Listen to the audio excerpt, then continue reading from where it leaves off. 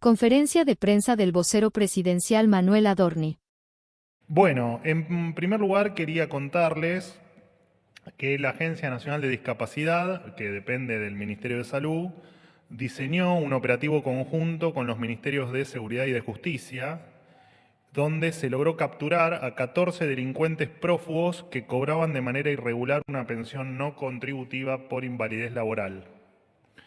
Lo particular de este operativo es que, increíblemente, estos parásitos cayeron en su propia trampa. Después de identificar que cobraban pensiones, se los citó con la excusa de auditar esas pensiones, y allí fueron atrapados por la policía.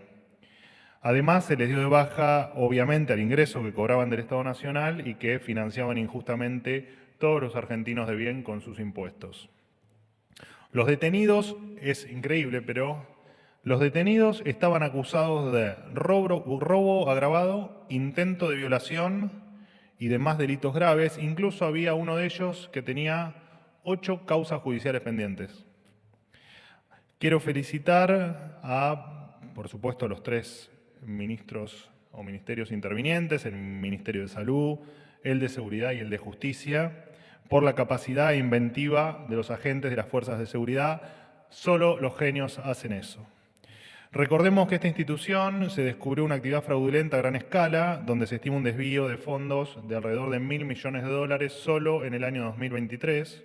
También casos resonantes, como la del médico correntino que se animó a adjuntar, no sé si se acuerdan, una radiografía en vez de un ser humano, de un perrito, la cola del perrito que mostré aquí en esta misma sala de conferencias, o el caso fraudulento en Chaco, donde un mismo médico presentó una misma radiografía de hombro para 150 pacientes diferentes. Los contribuyentes no tienen por qué sostener con su esfuerzo a delincuentes, porque en definitiva son esos, independientemente de que estos tengan causas judiciales y que merecen o merecían estar tras las rejas.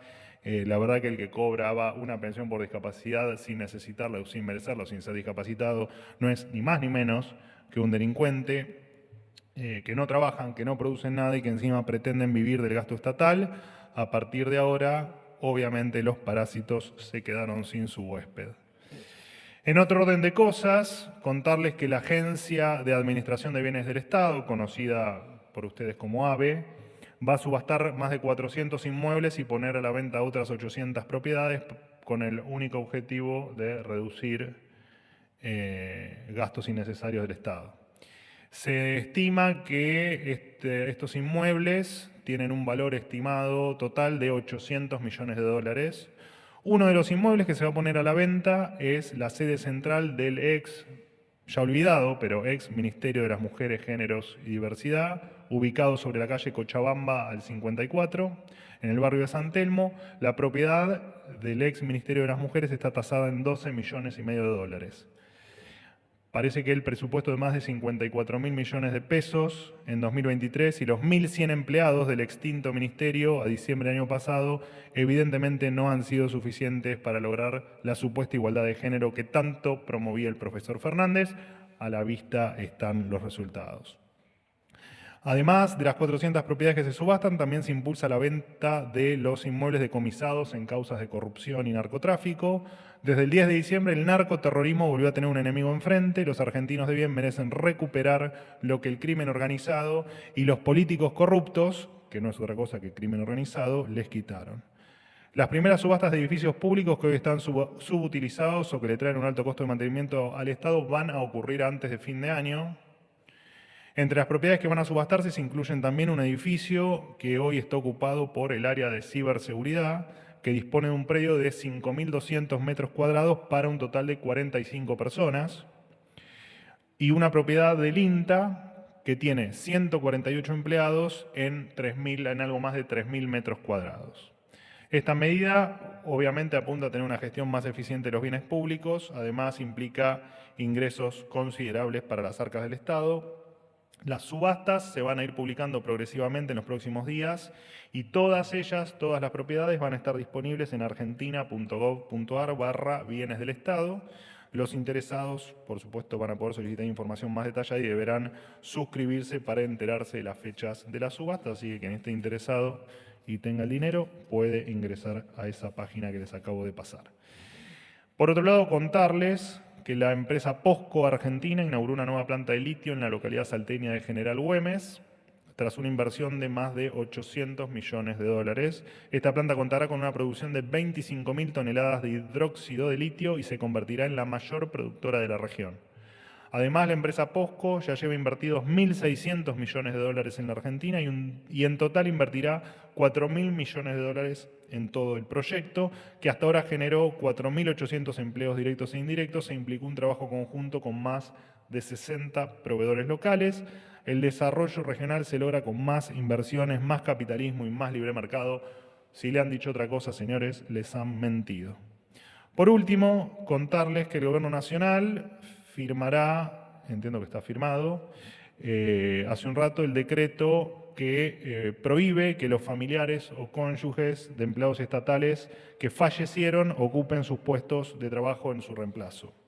Algunos organismos del Estado, como el extinto o la extinta FIP, el Banco Central, ANSES o Banco Nación, incluyen dentro de sus estatutos normativas que habilitan los cargos hereditarios, un privilegio que la administración del presidente Milei va a desterrar para siempre, tal cual siempre lo dijo, valga la redundancia. Este injusto e insólito beneficio de la vieja política se disolvió durante la presidencia del ingeniero Mauricio Macri, pero fue reinstaurado por el profesor Fernández tiempo después. También se puede ver este tipo de privilegios de sangre en otros organismos del Estado, particularmente en las provincias. Por citar un ejemplo, el Banco Provincia, perteneciente al gobierno de la provincia de Buenos Aires, todavía sostiene esta normativa a contramano del mandato de los argentinos.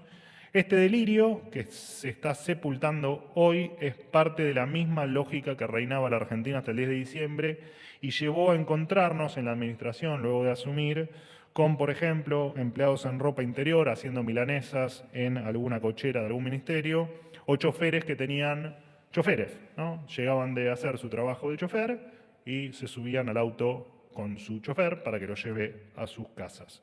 Este era el delirio que se vivía en la Argentina.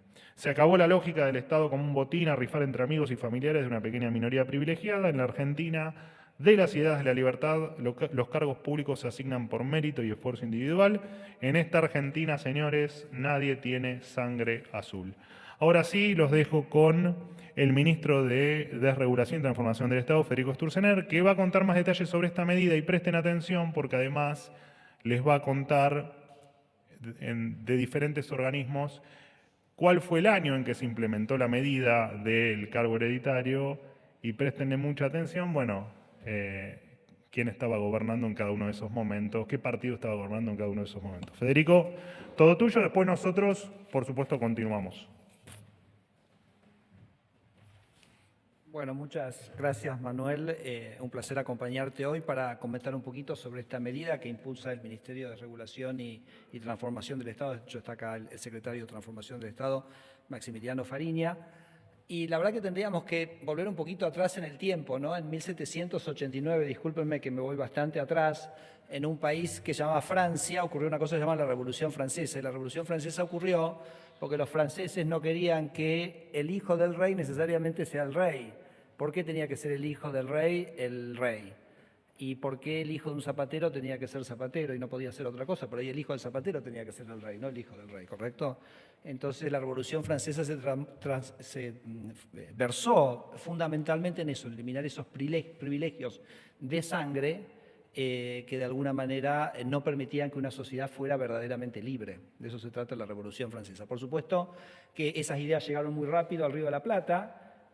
Todos nosotros estudiamos en el secundario que la Asamblea del año 1813, uno de los puntos centrales que tenía, todos se acuerdan, ¿no? Los estudiamos en el secundario, era la abolición de los títulos nobiliarios y por supuesto eso después fue tomado por la Constitución Nacional 1853, artículo 16, dice que se eliminan en Argentina cualquier prerrogativa de sangre o cualquier título nobiliario. Imagínense, nosotros estábamos luchando contra el autoritarismo monárquico, casi diría medieval, europeo en ese momento.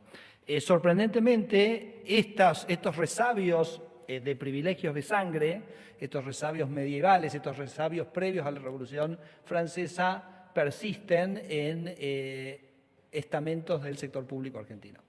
Y eso, como decía Manuel, es lo que esta resolución y lo que el presidente Milei ha decidido eliminar. Y yo quiero un poco contarles algunos organismos y leerles lo que dicen estos artículos y poner un poquito de atención sobre los años, como dijo Manuel, en los cuales y cuál fue el partido político o los partidos políticos que impulsaron este tipo de medidas. ¿Okay? Entonces les voy a leer, por ejemplo, en Aduana y AFIP, hay una norma en sus estatutos que dice: la AFIP atenderá la incorporación de postulantes en las situaciones especiales que se indican.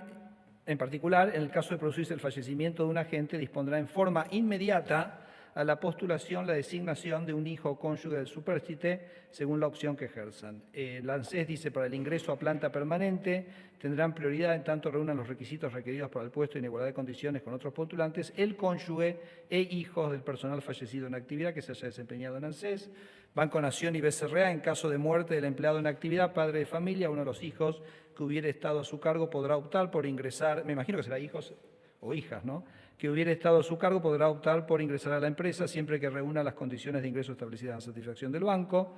YPF tendrá prioridad en el ingreso en caso de resultar en igualdad de condiciones de idoneidad con el resto de los postulantes según las evaluaciones pertinentes a tal efecto, aquellos candidatos que, reunido el perfil correspondiente, sean hijos de extrabajadores fallecidos o jubilados.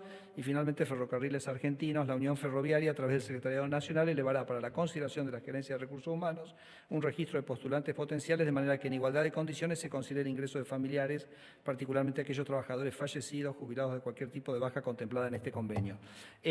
Vamos a ver los años. BNA y BCRA, 1973, gobierno peronista.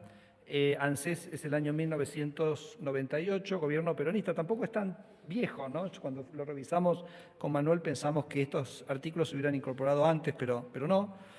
Aduana es de 2008, gobierno peronista. YPF es 2012, gobierno peronista. Y Ferrocarriles es 2015, gobierno peronista, ¿no? Entonces, creo que se va perfilando que en Argentina, digamos, hay dos visiones, ¿no?, la liberal republicana y la medieval de la casta. Y me parece que acá queda perfectamente tipificado, bueno, quiénes son los medievales de la casta, ¿no?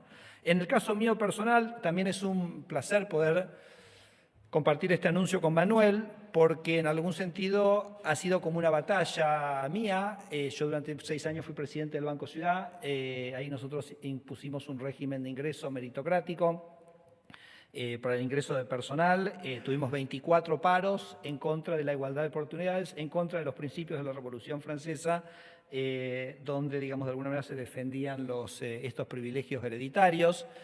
Y la verdad que cuando uno habla con los presidentes del Banco Central posterior, muchos básicamente dicen el cambio más importante que ocurrió en tu gestión fue justamente el régimen de ingresos, porque pasaste de un régimen de privilegios a un régimen meritocrático. Y eso verdaderamente con los años fue transformando el Banco Ciudad de una manera muy, muy profunda y por eso creo que yo en gran medida el Banco Ciudad tiene la solidez que ha mantenido desde entonces. Y en el caso puntual del Banco Central, yo me encontré que nuestro estatuto tenía una cláusula que era que si bueno, la que les leí, ¿correcto? Que si se fallecía un empleado, tenía que dársele, digamos, una vacante a alguno de sus hijos o cónyuge.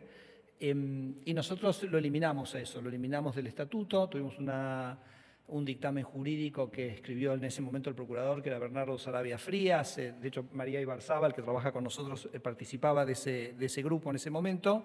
Y básicamente lo que dijo ese dictamen era que estas cláusulas, porque la verdad que no lo hemos dicho, Manuel, pero son claramente no constitucionales, son anticonstitucionales, pero de manera flagrante, de manera evidente, por lo que hablábamos antes, y entonces en función de eso avanzamos en la eliminación de eso. Y debo decir que después la gestión de Alberto Fernández, tan hipócrita, ¿no?, en tantas cosas como vos recién mencionabas en otros ámbitos, Manuel, volvió a incorporar. O sea que en el Banco Central, yo les dije en 1973, pero podría decir no solo en 1973, sino también 2022, gobierno peronista, nuevamente defendiendo los privilegios de unos pocos, los privilegios de la casta, y me parece que el presidente Milei viene a desterrar una sociedad con privilegios para pocos en aras de la libertad para muchos. Así que nosotros muy contentos de poder ser parte de este anuncio, de ser parte de este cambio. Bueno, y listo, ahí termino yo. Te devuelvo el micrófono, Manuel. Yo sigo con mis actividades y te agradezco mucho que me hayas invitado para poder compartir esto hoy contigo. ¿Okay? Gracias. Bueno, gracias al ministro de Regulación, Federico Sturzenegger. Y bueno, quedo abierto a preguntas. ¿Que hoy hay más gente que lo habitual o me parece a mí? Ah, bueno, vamos. Buen día, Manuel. Cecilia Camarena de Ámbito. ¿Cómo andás, Cecilia? Bien, ¿cómo ¿Todo bien? estás? Quería preguntarte sobre la venta de inmuebles que anunciaste al comienzo. Quería saber, bueno, esos fondos a qué van a ser destinados. Y también hablando sobre fondos, durante la gira de Luis Caputo por Estados Unidos se anunció el desembolso en cuotas de más de 8.000 millones de dólares, ya que no hubo detalle del destino de esos fondos, si tenías conocimiento sobre a qué se iban a destinar, valga la redundancia. Y en segundo lugar, esta semana también en un comunicado oficial se nombró a las Islas Malvinas bajo su incorrecta denominación británica. Quería saber si ya se identificó a la persona que lo hizo y cómo queda la canciller Diana Mondino en este contexto, sobre quien también pesa un pedido de juicio político en sus espaldas, cómo está el vínculo con el Ejecutivo. Gracias. No, ¿te respondo todas las preguntas o vas a elegir alguna? Pero bueno, después lo agarran al ministro. Si ustedes están ahí en el patio de las Palmeras y nos taclean a todos ahí, les contestamos lo que gusten. Con respecto a la última pregunta, bueno, no, el problema no radicó en Cancillería, el problema radicó en el Ministerio de Defensa y se han iniciado sumarios a todos los involucrados de principio a fin en pos de efectivamente encontrar al responsable. Entendemos que hay un único responsable. Cuando se lo encuentre se lo despedirá, por supuesto, como corresponde. No vamos a permitir esto que es, tiene un montón de caracterizaciones, pero al menos una falta de respeto para todos los argentinos. Es cierto que esa definición, utilizando el nombre británico y el nombre argentino, digamos, Falklands y Malvinas, se utiliza solo en determinados ámbitos como el de la ONU para mostrar que el conflicto está efectivamente abierto, pero para nosotros el único nombre que existe es Malvinas. Así que efectivamente el responsable va a tener las consecuencias correspondientes. Con respecto al resto de la información, todavía no la tengo, bueno, todavía no me he visto con el ministro Caputo, por lo tanto me quiero interiorizar cuando lo vea de los detalles.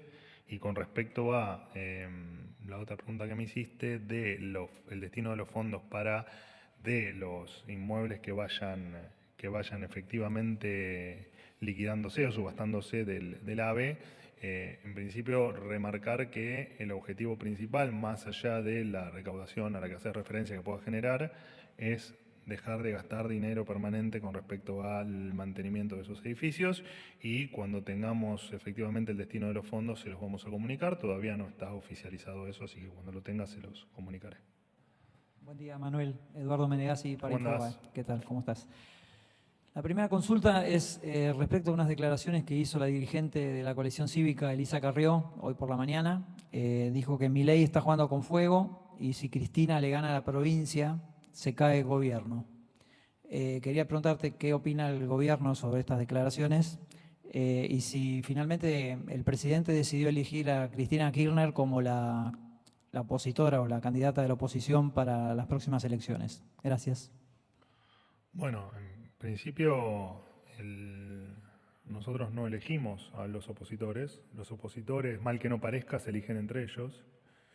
Y las declaraciones de la doctora Carrió, hay que preguntar a ella por qué lo dijo, si tiene información de alguna especie de golpe de Estado en caso de que ocurra determinado episodio en la provincia de Buenos Aires, y es un tema que corre por cuenta de la doctora Carrió. Dudo que hoy en esta Argentina alguien esté pensando en el fin de un gobierno en virtud de que se gane una provincia por una u otra persona, ¿no? Cuando incluso hoy en la provincia tenemos un gran opositor como es Axel Kicillof, donde más allá de su temerosa gestión en términos de resultados, bueno, también es un opositor férreo al gobierno y no ha pasado absolutamente nada. Así que me parece un tanto tremendista lo que marca la doctora Carrió. De todas maneras, repito, hay que preguntarle a ella qué es lo que quiso decir, porque tal vez, como ha pasado otras veces con la doctora Carrió, que no siempre lo que dice después tiene un correlato, una realidad, tal vez este sea un caso similar. ¿Qué tal, Manuel? Buenos días. ¿Cómo va? Fabián Waldman para FM La Patriada. Te quería hacer un par de consultas. La primera, en el mes de agosto, el gobierno había calificado que SOFE estaba prácticamente restaurada desde el punto de vista de su pasivo y estaban alcanzando estabilidad económica. Lo dijo el propio gobierno, la nota lo refleja. Quería preguntarte cómo se condice eso con las medidas que tomaron y el déficit que anunciaron hace unos días para justificar la vuelta a privatización de los ferrocarriles. Además, por otro lado, te quería consultar por un tema que aflige a una cantidad importante de argentinos y tiene que ver con la falta de remedios de HIV, que el gobierno no está suministrando y está privando de esto, de la salud y de la posibilidad de continuar con una vida digna a cientos de argentinos. Y si me permitís una tercera, el ex titular del Andís, Galarraga, mostró que lo que vos habías en su oportunidad señalado acá como un fraude y volviste a ratificar, nunca fue otorgado. Esa famosa colita de perro nunca existió como tal. Y por qué se insiste en decir, digamos, o por qué, testando las pruebas de que efectivamente no se consiguió la pensión a ninguna de esas personas, se sigue insistiendo con eso. Gracias. Bueno, arranco con la batería de preguntas. En realidad, yo he venido el martes, he venido ayer a la sala de conferencias, después estoy acá prácticamente la mayor parte de mi vida, la paso aquí trabajando, así que no nos vemos mucho, pero estamos. Yo soy como el sol, siempre estoy. Con respecto a la radiografía del perrito, la colita, ¿te acordás que mostré? Divina era el perrito. Supongo porque era solo del esqueleto, pero supongo que era un lindo perrito. La radiografía no solo que existió, sino que además fue presentada por un médico el cual fue denunciado. No se otorgó, tal cual lo dijimos siempre, pero sí se presentó como documentación. Por lo tanto, tenés una aversión a aceptar actos de corrupción del gobierno anterior, lo cual me parece bien, pero... tengo un regalo para hacerte después, un discurso del presidente me pidió que te regale, me lo olvidé, después te lo voy a regalar. El discurso que dio en la web me pidió que te lo regale. Bueno, decirle al presidente en todo caso que cuando me cite y diga está mal informado en un tuit en el que me citó la semana pasada diciendo una mentira sobre algo que yo te había preguntado y no era verdad, por favor, en todo caso que venga acá a la sala de conferencias, hable con todos nosotros, nos dé alguna entrevista particular o a todos juntos aquí, pero que me dé derecho a réplica, porque cuando efectivamente dice una mentira sobre mí o sobre cualquier periodista, lo menos que uno espera es que efectivamente haya la posibilidad de responderle. Le voy a pedir audiencia para hablarle precisamente de vos y de todas tus pretensiones. Después te daré el resultado del pedido. Hoy leí un tuit tuyo que me preocupó. Que te asemejaste a una persona que estuvo mucho revuelo. Mirá. Pero bueno, eso ya es un tema ajeno. Bueno, después nos charlamos si querés. Obvio. Perfecto. Ahora preferiría que conteste las preguntas y seguimos con los otros compañeros. Sí, pero como hace mucho que no vengo, viste, como decís vos, tengo ganas de explayarme. ¿Qué va a hacer? ¿Qué me preguntaste? No, vamos de vuelta. Bueno, te pregunté por la radiografía. Ya te contesté. Perfecto. Medicamentos para HIV que no están en falta y el hecho de que el gobierno haya dicho que estaba aliviada las finanzas de SOFE y hace 3 meses y hoy, antes de ayer, señalaste que el gobierno decretó la venta. Sí, bueno, vamos con lo del HIV. Los medicamentos efectivamente están garantizados y de hecho están garantizados en el presupuesto que se presentó en el Congreso, así que esa información es inexacta, errónea o falsa.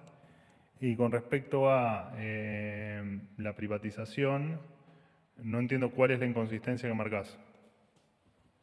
Si hay una empresa, dijiste que estaba dando pérdida, Sí. Y efectivamente no era así, al igual que que estaba dando pérdidas y no era así. Sí, de todas maneras, cuando uno privatiza, primero que sí era así. Digamos, no me vas a enganchar en ninguna mentira porque yo no miento. Nosotros no mentimos, así que no lo vuelvas a intentar, porque va a ser en vano. Pero de todas maneras, no solo hablamos del déficit, hablamos de la ineficiencia, hablamos de la mala gestión, hablamos de lo poco que en las últimas décadas se ha ayornado a la realidad argentina, y es un conjunto de cuestiones. El déficit es una, pero no es necesariamente la única causa. Así que bueno, no veo que haya ninguna inconsistencia. ¿Alguna pregunta más? Buen día, Manuel. Miguel, querido. El gusto de saludarlo. Miguel Nicolich, Radio Rivadavia. El gobierno sigue de cerca lo que está pasando en la provincia de Formosa, ya que Gildo Infran hace denodados esfuerzos por perpetuarse como gobernador. Si lo sigue este tema de cerca, si hay posibilidades de que modifique la Constitución provincial para zafar de la justicia, de la Corte Suprema de Justicia con un fallo adverso. ¿Qué podría hacer el gobierno ante esto? Ayer tuve la oportunidad de escuchar a una legisladora que dijo: Formosa ya es Venezuela. Esa sería la pregunta, si el gobierno sigue de cerca este tema. Y el otro tiene que ver con que los gobernadores que ayer se reunieron aquí en la Casa Rosada con el presidente, con el Ejecutivo, dejaron trascender, se fueron con las manos vacías. ¿Se puede saber qué es lo que necesitan los gobernadores de las provincias que ayer compartieron un almuerzo con el presidente? Muchas gracias. Bueno, el presidente en la reunión, la verdad es que no te voy a preguntar la fuente, pero fue una reunión extremadamente amena, larga, terminó en torno a las 3:15 de la tarde, pero yo estaba justamente en una oficina lindera al encuentro, y la verdad es que había mucha algarabía, me parece que fue un buen encuentro y un buen momento del presidente y un buen momento de los gobernadores, así que bueno, no hay mucho más para decir. El presidente habitualmente, como ocurrió el día de ayer y como ha ocurrido en otras reuniones de características similares, cuenta el desarrollo, cuenta el momento que estamos viviendo en Argentina, cuenta algunos porqués de algunas cuestiones que estamos implementando en la Argentina y por qué tomamos algunas medidas que tal vez puedan los gobernadores tener, en este caso los gobernadores, pero puede ser cualquier otro, tener alguna duda con respecto hacia dónde están apuntadas esas medidas. Y además el presidente siempre habla de lo que espera para los próximos tiempos, ¿no? En materia, bueno, por supuesto en materia económica, que es lo que a él más es su métier y es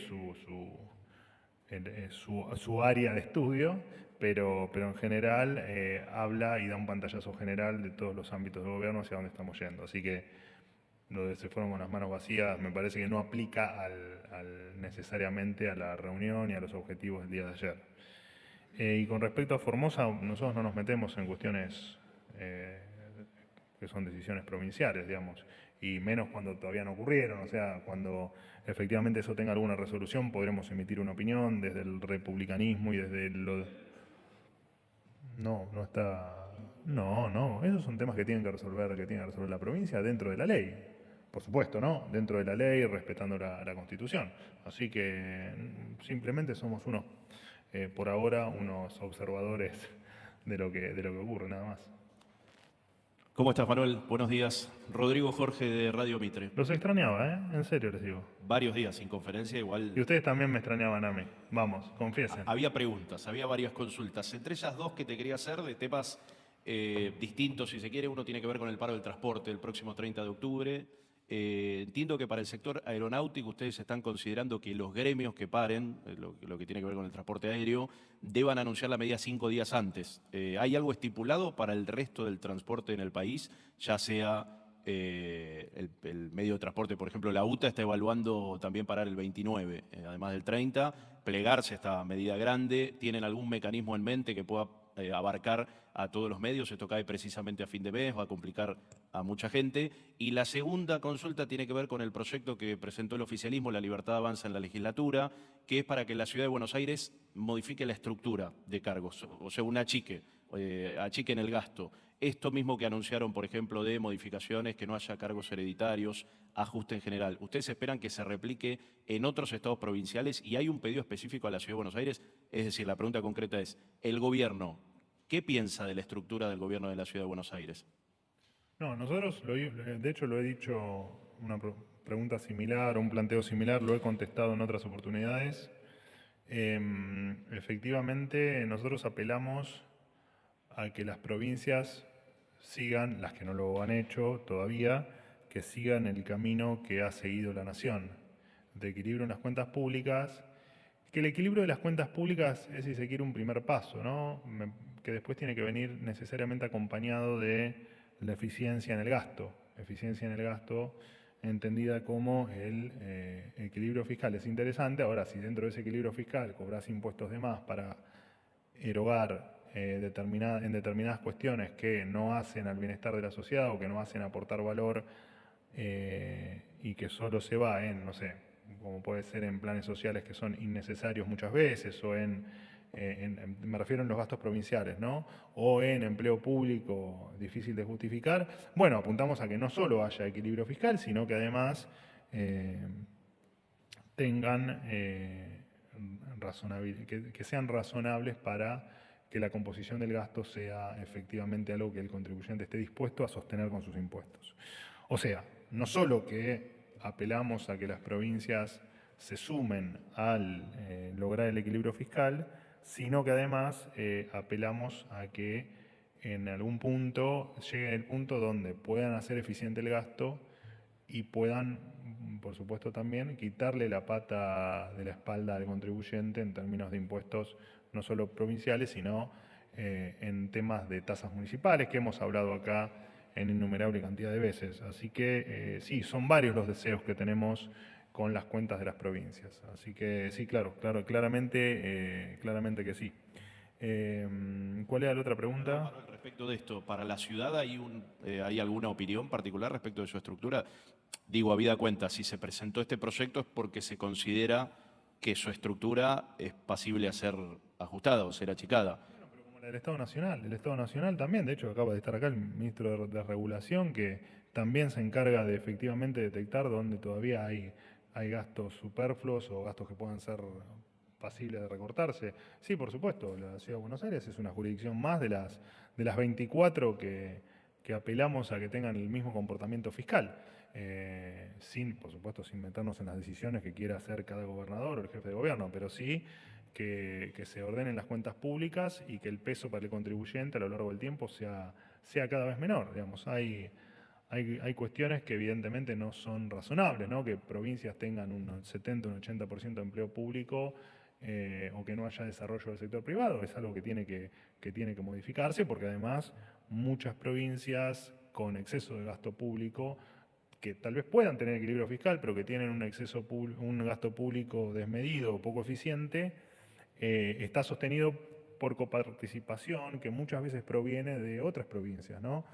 La Ciudad de Buenos Aires es un ejemplo. La Ciudad de Buenos Aires recibe menos de coparticipación de lo que aporta, bastante menos. La provincia de Buenos Aires le pasa lo mismo, y después tenés del otro lado provincias que la ecuación es a la inversa, ¿no? Que reciben mucho más de lo que efectivamente aportan.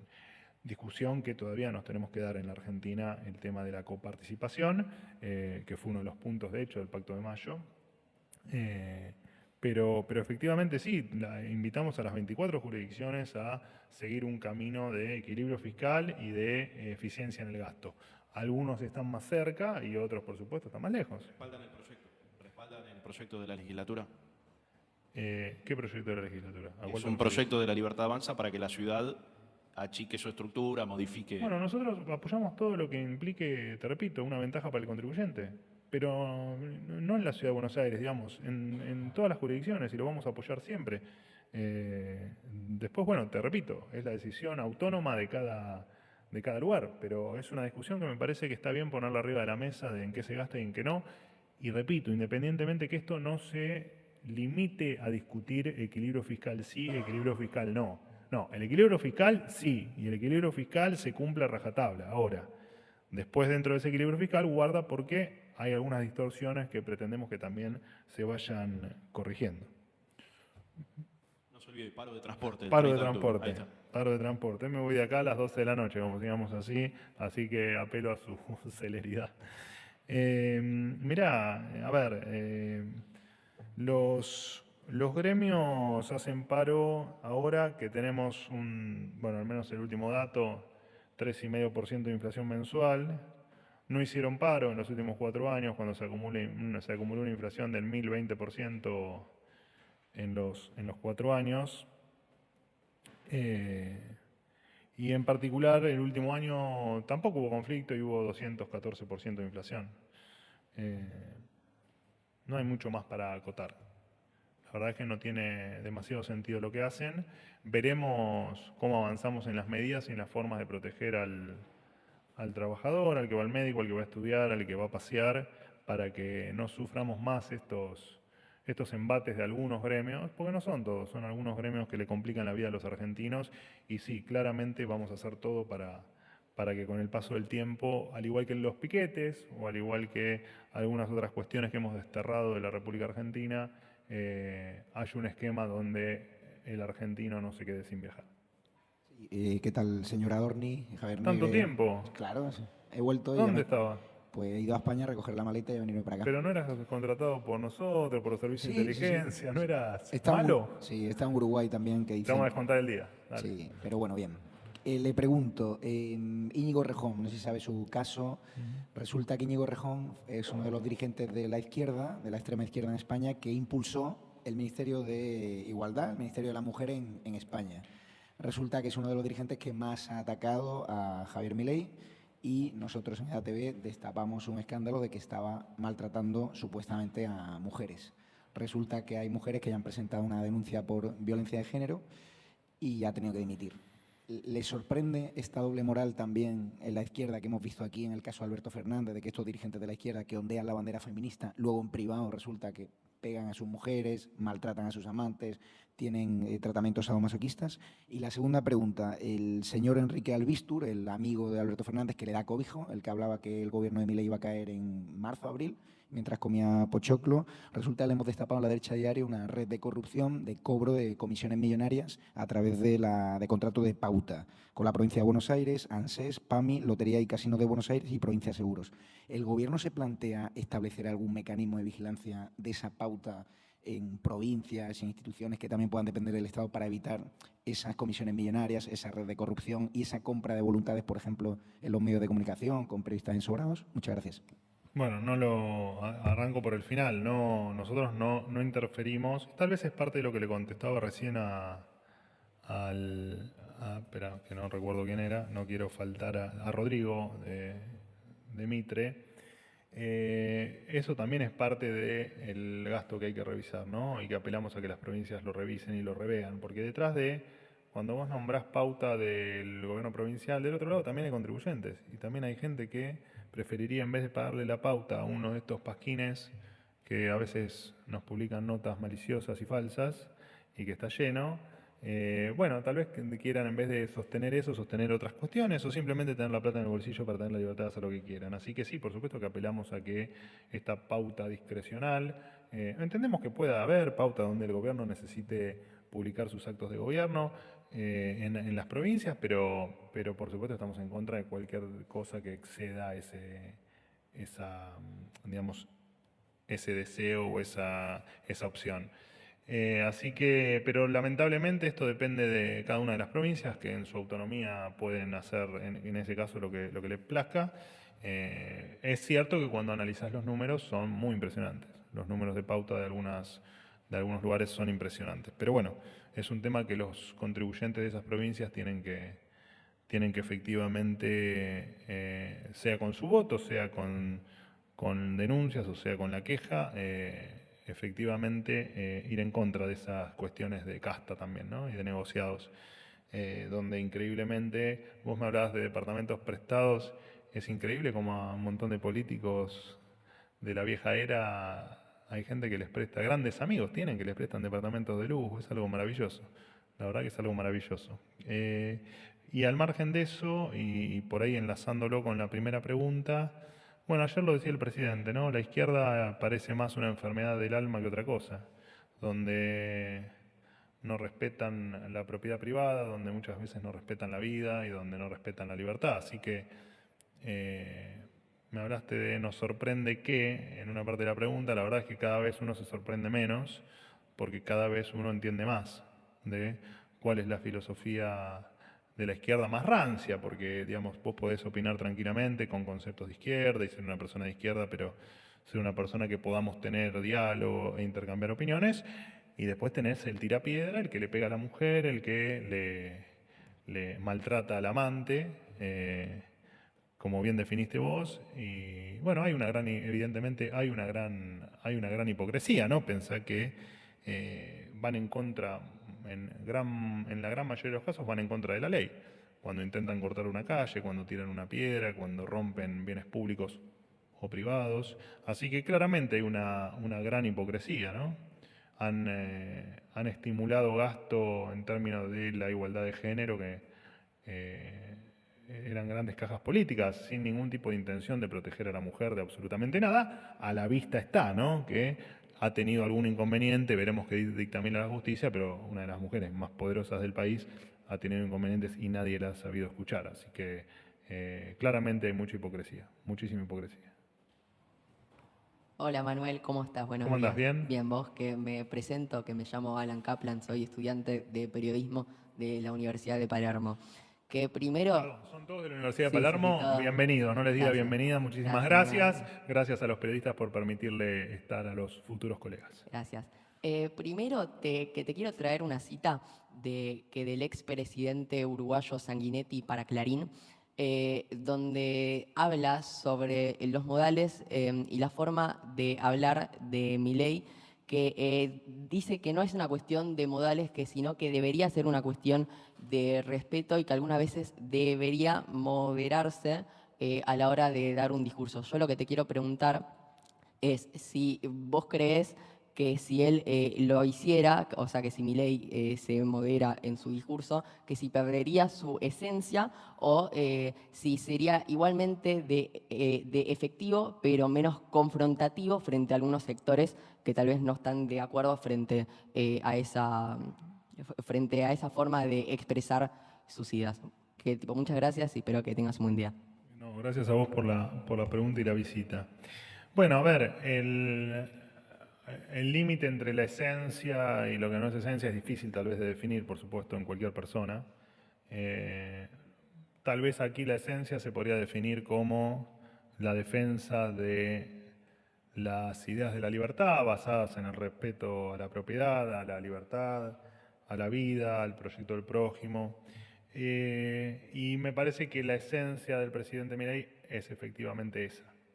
Que de ahí se desprenden otras cuestiones, que básicamente son el deseo de sacar a la Argentina de la decadencia que sufrimos en el último siglo, especialmente en el último medio siglo y particularmente en los últimos 20 años. Y también se desprende que eres un ser humano que tiene una forma de comunicar particular.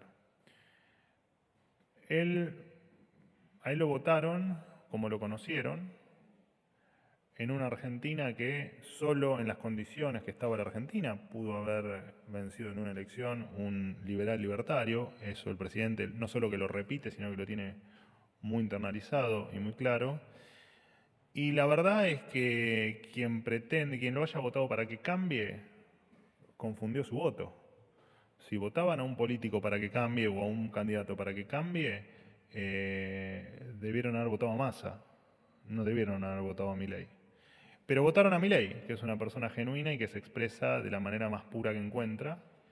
Y en general, esas formas a las que vos referís, que puedo, sin que me las cuentes, puedo inferir a qué te referís. Primero que me parece que hay que prestarle atención al contenido para los que hacen la crítica de las formas, porque acá estamos por contenido, no estamos por formas. Pero además esas formas, cuando en general son o se cuestionan cuando el presidente hace mención a alguna frase o alguna nota o alguna descripción que ha hecho algún periodista. En virtud de la mentira, no en virtud del periodista y no en virtud de la posible crítica que haya detrás del periodista, que es muy válida. De hecho, acá tengo un sinfín de periodistas que me critican muchas veces en la sala, muchas veces en privado y muchas veces en sus tweets poniendo alguna cosa que tampoco condice mucho con la realidad, pero que está dentro de las reglas del juego, de la relación entre el periodismo y los funcionarios, o en este caso yo. Y hay cosas que son efectivamente mentiras hechas adrede. Y el tema es que si vos sos un mentiroso, vos un día mentís en contra mío, pero otro día mentís en contra de tu compañera, y otro día mentís en contra del camarógrafo, y otro día mentís en contra de alguna otra persona. Porque cuando sos un mentiroso, efectivamente no discriminás la mentira, sos un mentiroso en todos los ámbitos. Y el enojo está, y tal vez la forma subida de tono, lo queremos definir así, es porque efectivamente esa mentira siempre cae del mismo lado. Siempre la mentira cae sobre él o sobre alguien de su gobierno. Y ahí no sos un mentiroso. Ahí sos algo mucho peor que un mentiroso. Y eso el presidente no lo va a permitir. No lo permitió en la campaña, no lo permitió cuando teníamos relación muchos años antes que él fuera incluso diputado. Y siempre fue así. No soporta, no tolera la mentira y la va a seguir exponiendo, les guste a quien les guste. Ahora, la verdad es que me extraña que se preocupen por la forma y no por todo lo demás que estamos haciendo, que está haciendo el presidente, que está impulsando el presidente. No lo digo por vos, obvio, no digo en general, cuando se habla de la forma del presidente, llama mucho la atención que se enfoquen en un tema tan menor, cuando estamos haciendo una revolución liberal en la Argentina. Sí, que sentís que algunas veces pasa esto que decís que como que se centran en cómo lo dicen y no en esto que decís que del contenido en sí, que sentís que como que algunas veces no se valora que el mensaje y todo lo que hace el gobierno y algunas veces que tal vez una frase o el tono subido, como lo mencionamos antes, como que saca todo lo otro. Gracias. No, para nada. No, eso no pasa. Es el presidente de la nación y por supuesto que es la persona más escuchada y más, si se quiere, analizada en sus presentaciones que cualquier otro argentino. Eso desde ya es una cuestión lógica y ha pasado no con todos los presidentes, porque ya con el presidente anterior ya mucho la verdad que no se lo escuchaba, pero porque no interesaba lo que decía. Pero en general los presidentes siempre son las personas más escuchadas del país. Y está muy bien que eso sea así. Pero no, para nada creo que sus formas impacten en la calidad del mensaje o que impacten en el objetivo del mensaje. Nosotros estamos para comunicar. Previo a eso, por supuesto, estamos para gobernar, para sacar a la Argentina del desastre que dejaron, no solo el gobierno anterior, sino décadas de infamia populista. Y eso después tiene, por supuesto, un proceso de comunicación para que la gente se entere de lo que estamos haciendo. A veces con mi conferencia, a veces con otro canal de comunicación. Y las formas no interfieren, ni mis formas, que son un poco más descontracturadas. Vos por ahí vos o la gente pretenderían, no sé, que esté Gabriela Cerruti acá. Y está muy bien, qué sé yo, cada uno tiene sus fetiches particulares o sus deseos particulares. O que esté un Carlos Corach, brillante como era. Bueno, les toqué yo. Y me parece que lo importante no es quién está ni de qué manera, sino que efectivamente comuniquemos, que gobernemos y que laburemos todos los santos días de nuestras vidas en mejorar la Argentina. ¿Cómo estás, Manuel? Bárbara Pérsico, ¿Cómo Universidad andás? de Palermo. Perdón que me excedí con la... No hay problema. Te quería preguntar, hace unas horas se publicó en el Boletín Oficial el decreto 953, donde se consolida la disolución de AFIP y la creación del ARCA. Y en el artículo 8 de ese decreto se especifica que pese a la reducción que significa el ARCA, el presupuesto con el que va a funcionar el nuevo organismo es el mismo que estaba previsto para AFIP hasta que se realicen las modificaciones pertinentes. ¿Cuáles serían estas modificaciones pertinentes y para cuándo están pactadas? Bueno, en lo inmediato, digamos, estamos, obviamente que hay todo un tema de procedimiento, que el cambio de nombre debía proceder con la misma, por un decreto, por supuesto, y con la misma estructura, y después es parte interna de AFIP hacer el resto de las modificaciones. Así que se está cumpliendo con ese proceso.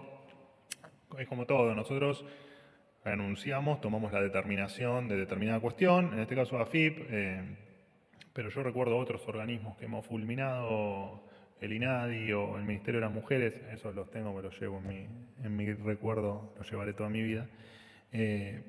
donde uno anuncia la decisión y después la burocracia, los procedimientos, los tiempos te van marcando en el cómo lo vas haciendo en términos de tiempo. Y aquí lo mismo, bueno, lo anunciamos, al otro día se presenta, o a las 48 horas se presenta el decreto que modifica el nombre y que hacen los pases de la estructura, y después dentro de la nueva ARCA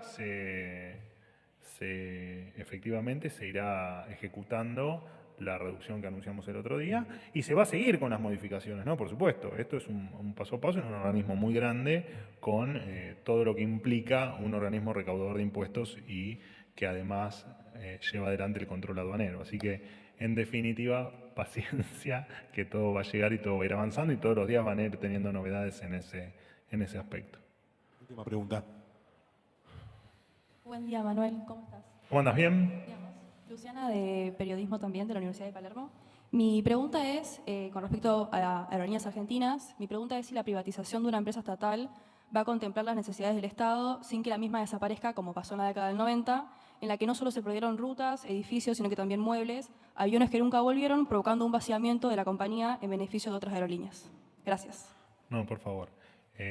Bueno, me estás trasladando el pasado a una posibilidad de que ocurra en el futuro. Sobre Aerolíneas Argentinas, nosotros entendemos que efectivamente hay que privatizarla, como el resto de las empresas públicas. Digamos, todas las empresas del Estado son pasibles de ser privatizadas porque entendemos que en el sector privado pueden ser mucho más eficientes, sea en el sector privado porque efectivamente entra en un proceso de licitación y de concesión final, como si se toma la decisión de ceder las empresas a los empleados de las propias empresas. Así que lo que ocurra con Aerolíneas, por supuesto no lo sabemos, pero claramente siempre la empresa va a estar mejor administrada por los privados que por los estatales. Pero vamos al caso hipotético que efectivamente eso sea discutible, si es más eficiente uno del otro. Lo que sí tengo para decirte es que el Estado no puede no tiene fondos para seguirla sosteniendo. Entonces lo que hacemos es precisamente tratarla de salvar.